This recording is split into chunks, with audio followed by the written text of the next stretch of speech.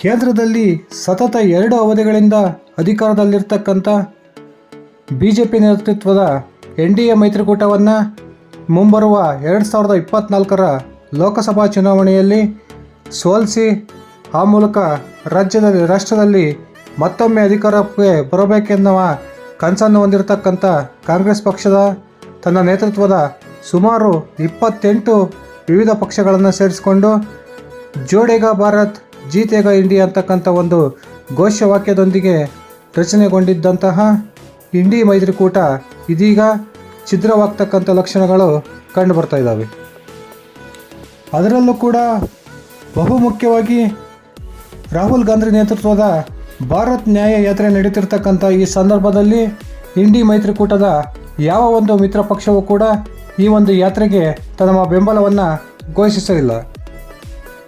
ರಾಮ ಮಂದಿರದ ಉದ್ಘಾಟನೆಯಂತಹ ಭಾವನಾತ್ಮಕ ವಿಷಯವನ್ನು ಮುಂದಿಟ್ಕೊಂಡು ಚುನಾವಣೆಯನ್ನು ಎದುರಿಸಲು ಸಿದ್ಧರಾಗ್ತಿರ್ತಕ್ಕಂಥ BJP ನೇತೃತ್ವದ NDA ಮೈತ್ರಿಕೂಟಕ್ಕೆ ಕಾಂಗ್ರೆಸ್ ತೆಗೆದುಕೊಂಡಂತಹ ಆ ಒಂದು ನಿರ್ಧಾರ ಇದೀಗ ಇಡೀ ಇಂಡಿ ಮೈತ್ರಿಕೂಟದ ಅಸ್ತಿತ್ವವನ್ನೇ ಅಗಲಾಡಿಸ್ತಾ ಇದೆ ಅಂತ ಹೇಳಿದರೂ ತಪ್ಪಾಗೋದಿಲ್ಲ.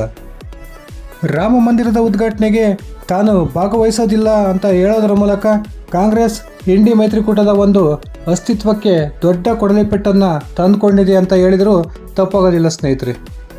ಈ ಒಂದು ಕಾಂಗ್ರೆಸ್ನ ವೈಯಕ್ತಿಕ ನಿರ್ಧಾರದಿಂದ ಸಿಡಿದಿರ್ತಕ್ಕಂಥ ಇಂಡಿ ಮೈತ್ರಿಕೂಟದ ಅನೇಕ ಮಿತ್ರ ಪಕ್ಷಗಳು ನೇರವಾಗಿ ರಾಮ ಮಂದಿರ ಉದ್ಘಾಟನೆಯ ಕಾರ್ಯಕ್ರಮಕ್ಕೆ ಅಯೋಧ್ಯೆಯಲ್ಲಿ ಭಾಗವಹಿಸದೇ ಇದ್ದರೂ ಕೂಡ ಸಮಸ್ತ ರಾಷ್ಟ್ರದ ಹಿಂದೂಗಳ ಒಂದು ವಿರೋಧವನ್ನು ನಾವು ಕಟ್ಟಿಕೊಳ್ಳಬೇಕಾಗುತ್ತೆ ಅನ್ನೋ ಒಂದು ಉದ್ದೇಶದಿಂದ ಇದೀಗ ತಾವು ಪ್ರಬಲವಾಗಿರ್ತಕ್ಕಂಥ ರಾಜ್ಯಗಳಲ್ಲಿ ಅನೇಕ ಹಿಂದೂಪರ ಆಚರಣೆಗಳನ್ನು ಆಚರಿಸೋದ್ರ ಮೂಲಕ ಇದೀಗ ಹಿಂದೂಗಳ ಒಂದು ಹೃದಯವನ್ನು ಗೆಲ್ಲೋ ಕೆಲಸವನ್ನು ಮಾಡ್ತಾ ಇದ್ದಾವೆ ಅಂದರೆ ತಪ್ಪಾಗೋದಿಲ್ಲ. ಉದಾಹರಣೆಯಾದರೆ ಉತ್ತರ ಪ್ರದೇಶದ ಅಖಿಲೇಶ್ ಯಾದವ್ ಇರ್ಬೋದು, ಅದೇ ರೀತಿ ಕುಮಾರಿ ಮಾಯಾವತಿ ಅವರು ಇರ್ಬೋದು, ಅದೇ ರೀತಿ ಪಶ್ಚಿಮ ಬಂಗಾಳದ ಮುಖ್ಯಮಂತ್ರಿ ಮಮತಾ ಬ್ಯಾನರ್ಜಿ ಅವರು ಕೂಡ ಈ ಒಂದು ರಾಮ ಮಂದಿರದ ಉದ್ಘಾಟನೆಯ ದಿನವೇ ತನ್ನ ಪಶ್ಚಿಮ ಬಂಗಾಳ ರಾಜ್ಯದಲ್ಲಿ ದುರ್ಗಾದೇವಿಯ ಒಂದು ದೊಡ್ಡದಾದ ಉತ್ಸವವನ್ನು ಹಮ್ಮಿಕೊಳ್ಳೋದ್ರ ಮೂಲಕ ಏನೋ ಒಂದು ಹಿಂದೂ ವಿರೋಧಿ ಪಟ್ಟಿಯನ್ನು ಈ ಒಂದು ರಾಮ ಮಂದಿರದ ಸಂದರ್ಭದಲ್ಲಿ ತಮ್ಮ ಪಕ್ಷದ ಮೇಲೆ ಬರಬಾರ್ದು ಅಂತಕ್ಕಂಥ ಒಂದು ಭಾವನೆಯಿಂದ ಇದೀಗ ದುರ್ಗಾದೇವಿಯ ಆರಾಧನೆಯ ಒಂದು ಬೃಹತ್ ಕಾರ್ಯಕ್ರಮವನ್ನು ಹಮ್ಮಿಕೊಂಡಿದ್ದಾರೆ. ಕಾಂಗ್ರೆಸ್ನ ಈ ಒಂದು ರಾಮ ಮಂದಿರ ಉದ್ಘಾಟನೆಯ ಸಂದರ್ಭಕ್ಕೆ ಹಾಜರಾಗದೇ ಇರತಕ್ಕಂಥ ನಿರ್ಧಾರದಿಂದ ತೀವ್ರ ಹತಾಶೆಗೊಂಡಿರ್ತಕ್ಕಂಥ ಇಂಡಿ ಮೈತ್ರಿಕೂಟದ ಅನೇಕ ಪಕ್ಷಗಳು ಇದೀಗ ತಮ್ಮ ತಮ್ಮ ರಾಜ್ಯಗಳಲ್ಲಿ ಹಿಂದೂ ಪರವಾದಂತಹ ಕೆಲವಾರು ಹಬ್ಬಗಳನ್ನು ಆಚರಿಸೋದ್ರ ಮೂಲಕ ಹಿಂದೂ ಪರವಾದ ಒಂದು ಕಾರ್ಯಕ್ರಮಗಳನ್ನು ಹಮ್ಮಿಕೊಳ್ಳೋದ್ರ ಮೂಲಕ ಕಾಂಗ್ರೆಸ್ನ ಈ ಒಂದು ನಿರ್ಧಾರ ತಪ್ಪು ಅಂತಕ್ಕಂಥ ಒಂದು ನಿರ್ಧಾರಕ್ಕೆ ಬಂದಂತೆ ಕಂಡು ಬರ್ತಾ ಇದೆ. ಆದರೆ ಸ್ನೇಹಿತರೆ, ನಾನು ಹೇಳಕ್ಕೆ ಹೊರಟಿರ್ತಕ್ಕಂಥ ವಿಷಯ ಇಂಡಿ ಮೈತ್ರಿಕೂಟಕ್ಕೆ ಒಂದು ಅಸ್ತಿತ್ವಕ್ಕೆ ಪ್ರಮುಖ ಕಾರಣವಾಗಿದ್ದಂತಹ ಇಂಡಿ ಮೈತ್ರಿಕೂಟದ ಒಂದು ಪ್ರಮುಖ ಪಕ್ಷವೇ ಈಗ ಮತ್ತೊಮ್ಮೆ ಇಂಡಿ ಮೈತ್ರಿಕೂಟವನ್ನು ಬಿಟ್ಟು ಮತ್ತೊಮ್ಮೆ NDA ತೆಕೆಗೆ ಜಾರುತ್ತೆ ಅಂತಕ್ಕಂಥ ಮಾಹಿತಿ ಇದೀಗ ದೆಹಲಿಯ ಉನ್ನತ ಮಟ್ಟದ ಮೂಲಗಳಿಂದ ಲಭ್ಯವಾಗಿದೆ. ಬನ್ನಿ ಸ್ನೇಹಿತರೆ, ಯಾವೊಂದು ಇಂಡಿ ಮೈತ್ರಿಕೂಟದ ಪ್ರಮುಖ ಪಕ್ಷ ಇಂಡಿ ಮೈತ್ರಿಕೂಟವನ್ನು ತೊರೆದು NDA ಕಡೆಗೆ ಜಾರ್ತಾ ಇದೆ ತಿಳ್ಕೊಳ್ಬರೋಣ. ಅದಕ್ಕಿಂತ ಮುಂಚೆ ತಾವಿನ್ನು ನನ್ನ ಯೂಟ್ಯೂಬ್ ಚಾನಲ್ಗೆ ಸಬ್ಸ್ಕ್ರೈಬ್ ಆಗಿಲ್ಲ ಅಂದರೆ ದಯವಿಟ್ಟು ಈಗಲೇ ಸಬ್ಸ್ಕ್ರೈಬ್ ಮಾಡ್ಕೊಳ್ಳಿ. ಅದೇ ರೀತಿ ಬೆಲ್ ಬಟನನ್ನು ಕ್ಲಿಕ್ ಮಾಡಿ. ನಾನು ಕೊಡೋ ಮಾಹಿತಿ ನಿಮಗೆ ಇಷ್ಟ ಆಗಿದ್ದರೆ ದಯವಿಟ್ಟು ವಿಡಿಯೋಗೆ ಲೈಕ್ ಮಾಡಿ, ಶೇರ್ ಮಾಡಿ, ಕಮೆಂಟ್ ಮಾಡಿ ಸ್ನೇಹಿತರೆ. INDA ಮೈತ್ರಿಕೂಟ ಅಸ್ತಿತ್ವಕ್ಕೆ ಬಂದಂಥ ಸಂದರ್ಭದಲ್ಲಿ ಅದರ ಸಂಚಾಲಕರಾಗಿ ಬಿಹಾರದ ಹಾಲಿ ಮುಖ್ಯಮಂತ್ರಿ ನಿತೀಶ್ ಕುಮಾರ್ ಅವರು ನೇಮಕವಾಗ್ತಾರೆ ಅಂತಕ್ಕಂಥ ಮಾತು INDA ಮೈತ್ರಿಕೂಟದ ಒಂದು ಮಿತ್ರ ಪಕ್ಷಗಳಿಂದ ಕೇಳಿಬರ್ತಾ ಇತ್ತು.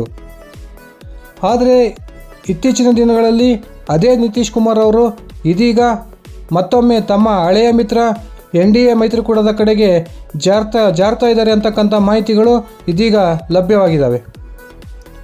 ಕೇವಲ ಬಿಹಾರದ ಮುಖ್ಯಮಂತ್ರಿ ಆಗಬೇಕು ಅನ್ನೋ ಉದ್ದೇಶದಿಂದನೇ ತನ್ನ ಬಹುದಿನಗಳ ಶತ್ರುವಾಗಿರ್ತಂತಹ ಲಾಲು ಪ್ರಸಾದ್ ಅವರ ನೇತೃತ್ವದ RJDಯೊಂದಿಗೆ ಮೈತ್ರಿಯನ್ನು ರಚಿಸಿಕೊಂಡು ಬಿಹಾರದಲ್ಲಿ ಮುಖ್ಯಮಂತ್ರಿಯಾಗಿ ಅಧಿಕಾರವನ್ನು ಸ್ವೀಕರಿಸಿದ್ದಂತಹ ನಿತೀಶ್ ಕುಮಾರ್ ಅವರು ಇದೀಗ RJDಯೊಂದಿಗೆ ಮುನಿಸ್ಕೊಂಡಿದ್ದಾರೆ ಅಂತಕ್ಕಂಥ ಮಾಹಿತಿಗಳು ಕೂಡ ಲಭ್ಯವಾಗ್ತಾ ಇದ್ದಾವೆ. ಬಿಹಾರದ ನಿತೀಶ್ ಕುಮಾರ್ ಅವರ ನೇತೃತ್ವದ ಸರ್ಕಾರ ಇದೇ ತಿಂಗಳ 25ನೇ ತಾರೀಕು ಒಂದು ಬಹುದೊಡ್ಡ ಬದಲಾವಣೆ ಆಗ್ಬೋದು ಅಂತಕ್ಕಂಥ ಗುಸುಗುಸು ಇದೀಗ ರಾಷ್ಟ್ರಮಟ್ಟದ ರಾಜಕೀಯ ವಿಶ್ಲೇಷಕರಲ್ಲಿ ಕೇಳಿಬರ್ತಾ ಇದೆ. ಬಿಹಾರದ ಸರ್ಕಾರದ ಕುರಿತು ಈ ಹಬ್ಬಿರ್ತಕ್ಕಂಥ ಈ ಗುಸುಗುಸುಗೆ ಒಂದು ಪುಷ್ಟಿಯನ್ನು ಕೊಡ್ಬೋದಂತಹ ಅನೇಕ ಘಟನೆಗಳು ಇತ್ತೀಚೆಗೆ ಬಿಹಾರ ರಾಜ್ಯ ಹಾಗೂ ರಾಷ್ಟ್ರ ರಾಜಕಾರಣದಲ್ಲಿ ನಡೀತಾನೆ ಬಂದಿದ್ದಾವೆ. ಇದೀಗ ನಿತೀಶ್ ಕುಮಾರ್ ಅವರು RJD ಒಂದು ಮೈತ್ರಿಯಿಂದ ಹೊರಗೆ ಬಂದು ಮತ್ತೊಮ್ಮೆ ಬಿಹಾರದ BJP ಪಕ್ಷದೊಂದಿಗೆ ಮೈತ್ರಿಯನ್ನು ಮಾಡಿಕೊಂಡು ಪುನಃ BJP ಹಾಗೂ JDU ಮೈತ್ರಿಕೂಟದ ಒಂದು ಶಾಸಕಾಂಗದ ನಾಯಕನಾಗಿ ಮತ್ತೊಮ್ಮೆ ಮುಖ್ಯಮಂತ್ರಿಯಾಗಿ ಅಧಿಕಾರವನ್ನು ಸ್ವೀಕರಿಸ್ತಾರೆ ಅಂತಕ್ಕಂಥ ಮಾತುಗಳು ಇದೀಗ ಬಿಹಾರದ ರಾಜಕೀಯ ವಲಯದಿಂದ ಕೇಳಿಬರ್ತಾ ಇದ್ದಾವೆ. ಈ ವಿಷಯಕ್ಕೆ ಪುಷ್ಟಿ ಕೊಡೋ ಒಂದು ಘಟನೆ ಕೂಡ ಇತ್ತೀಚೆಗೆ ನಡೀತಾ ಇದೆ. ಈ ಬರುವ 25ನೇ ತಾರೀಕಿನವರೆಗೆ ಬಿಹಾರದ ಯಾವೊಬ್ಬ ಶಾಸಕರು ಕೂಡ ರಾಜ್ಯವನ್ನು ತೊರೆದು ಎಲ್ಲಿಯೂ ಕೂಡ ಹೋಗಬಾರ್ದು ಅಂತಕ್ಕಂಥ ಒಂದು ಕಟ್ಟುನಿಟ್ಟಿನ ಆದೇಶವನ್ನು ಬಿಹಾರದ ಎಲ್ಲ ಪ್ರಮುಖ ರಾಜಕೀಯ ಪಕ್ಷಗಳು ತನ್ನ ಶಾಸಕರಿಗೆ ಈಗಾಗಲೇ ಕೊಟ್ಟಿದ್ದಾವೆ.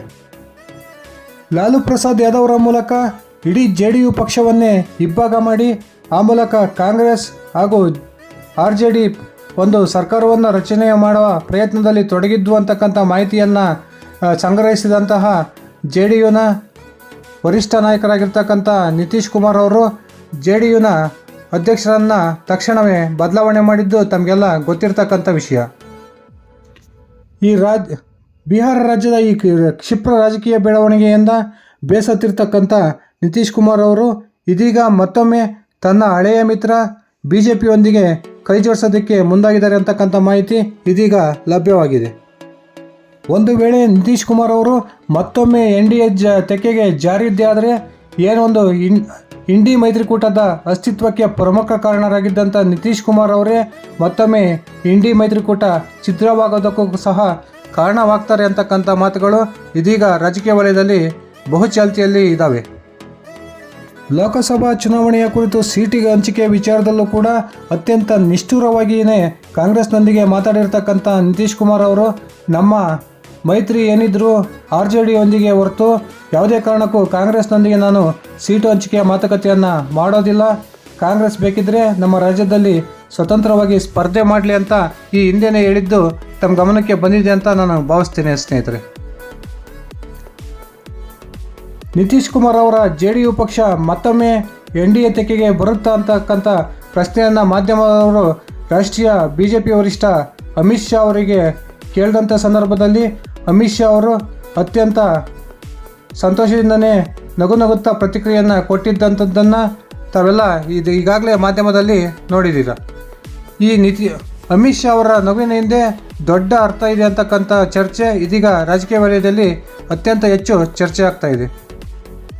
ಖಂಡಿತವಾಗಲೂ ಸ್ನೇಹಿತರೆ, ಒಂದು ವೇಳೆ ಇಂಡಿ ಮೈತ್ರಿಕೂಟವನ್ನು ತೊರೆದು JDU ಪಕ್ಷ ಮತ್ತೊಮ್ಮೆ NDA ತೆಕ್ಕೆಗೆ ಜಾರಿದ್ದೇ ಆದರೆ ಇಂಡಿ ಮೈತ್ರಿಕೂಟದ ಅಸ್ತಿತ್ವಕ್ಕೆ ಒಂದು ದೊಡ್ಡ ಹೊಡೆತ ಬೀಳೋದ್ರಲ್ಲಿ ಯಾವುದೇ ರೀತಿಯ ಆಶ್ಚರ್ಯ ಇಲ್ಲ. ಇಂಥ ಒಂದು ನಿರ್ಧಾರಕ್ಕೆ ಈಗಾಗಲೇ JDUನ ವರಿಷ್ಠ ನಿತೀಶ್ ಕುಮಾರ್ ಅವರು ಬಂದಿದ್ದಾರೆ ಅಂತಲೇ ಹೇಳಲಾಗ್ತಾ ಇದೆ. ಇದೇ ತಿಂಗಳ 25ನೇ ತಾರೀಕಿನಂದು ಒಂದು ಬಹುದೊಡ್ಡ ರಾಜಕೀಯ ಬೆಳವಣಿಗೆ ಬಿಹಾರದಲ್ಲಿ ಆಗುತ್ತೆ ಅಂತಕ್ಕಂಥ ಸ್ಪಷ್ಟವಾದ ಸಂದೇಶ ಈಗಾಗಲೇ ರಾಜ್ಯದ ರಾಜಕೀಯ ವಲಯಕ್ಕೆ ತಲುಪಿಯಾಗಿದೆ ಸ್ನೇಹಿತರೆ. ಕಾದು ನೋಡೋಣ, ನಿತೀಶ್ ಕುಮಾರ್ ಅವರು ಮತ್ತೊಮ್ಮೆ RJDಯ ಸಂಘವನ್ನು ತೊರೆದು ಇಂಡಿ ಮೈತ್ರಿಕೂಟವನ್ನು ಬಿಟ್ಟು ಮತ್ತೊಮ್ಮೆ ತನ್ನ ಹಳೆಯ ಮಿತ್ರ NDAಯೊಂದಿಗೆ ಕೈ ಜೋಡಿಸ್ತಾರ, ಆ ಮೂಲಕ ಮತ್ತೊಮ್ಮೆ ನರೇಂದ್ರ ಮೋದಿ ಅವರ ಕೈಯನ್ನು ಬಲಪಡಿಸೋ ಪ್ರಯತ್ನಕ್ಕೆ ಇಳಿತಾರ ಅಂತಕ್ಕಂಥದ್ದನ್ನು ಕಾದು ನೋಡಬೇಕಾಗಿದೆ ಸ್ನೇಹಿತರೆ. ಇದು ಇಷ್ಟ ಆಗಿತ್ತು ನನ್ನ ಇವತ್ತಿನ ವಿಡಿಯೋ. ನಾನು ಕೊಟ್ಟಿರ್ತಕ್ಕಂಥ ಮಾಹಿತಿ ನಿಮ್ಗೆ ಇಷ್ಟ ಆಗಿದ್ರೆ ದಯವಿಟ್ಟು ನಾನು ಈ ವಿಡಿಯೋಗೆ ಲೈಕ್ ಮಾಡಿ, ಶೇರ್ ಮಾಡಿ, ಕಮೆಂಟ್ ಮಾಡಿ. ಧನ್ಯವಾದಗಳು ಸ್ನೇಹಿತರೆ. ಶುಭರಾತ್ರಿ.